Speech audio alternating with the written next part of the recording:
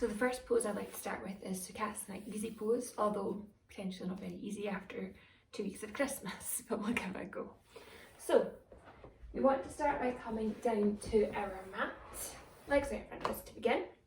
We want to take our left foot and place it under our right knee, and then our right foot and place it under our left knee, so our legs are in a basket like in primary school. Now if this feels quite severe or tight, we can use props to support us. We could use a blanket to sit upon, a bolster or a block. So I'm going to take a block because ideally we want our hips to be superior to our knees, superior to our feet, as if we were standing. When we get ourselves comfortable sitting, we want to make sure that our sit bones are connecting to the block, to the earth, to the ground, to the mat, wherever we're practicing. So you might have to move a little bit of padding out of the way to make sure that the bones are in connection and engaged. We then want to turn our attention to our torso. We want to elongate through our torso, grow out of our side waists, relax our shoulders back and down, have our neck nice and long, and imagine there's a piece of string pulling the crown of our head upwards. We then want to place our hands on our knees with our palms turned up, and if you feel safe and comfortable to do so, close your eyes over. I will keep my eyes open throughout the practice to make sure that you are safe and there's not going to be any unexpected movements or bangs around about you, because I know that can be a bit nerve-wracking for those who are quite anxious. We're going to start by taking a deep breath in and inhaling out a sigh, exhaling a sigh, sorry. Inhale,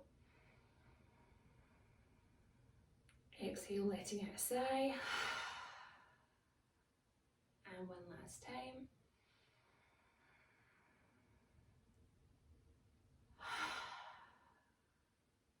Our hands are turned upwards so that we're ready to receive anything this practice has to offer. To do so, we have to surrender to the practice. So let's scan through our body. If we start at our forehead, you might want to raise and drop your eyebrows so that you know that you're relaxed through the forehead and your 11sies are not engaged, as they should not be. Consider your mouth. You might want to open and close the jaw 1 or 2 times so that you're not clenching through your teeth. Leaving your lips slightly apart will help you to remain gentle through the face. Relax through the neck. It does of course have to keep your head up, but you don't have to be solid with it. Hopefully your exhales have helped you soften through your chest and your tummy. Let your tummy hang out. Don't worry about it. No one has to have abs right now.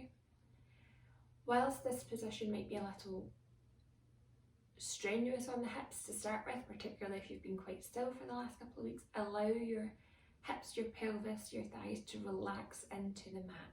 The earth is there to hold you up, to support you. If this is particularly so, you can also place blocks under your knees for additional support. At this point, given I would be doing this at the start of class, I would like to suggest that you set an intention for the practice. I find that personally quite tricky sometimes. I think, oh goodness, where to begin? What part of myself would I like to fix today? So I think it's maybe better to consider how you've shown up to the mat and what is your intention for when you leave the mat. So today I may be feeling a little bit nervous because I want to do well, but when I leave the mat I would like to feel relaxed and quite proud of myself, because although I have a lot to learn, I will have achieved something in completing my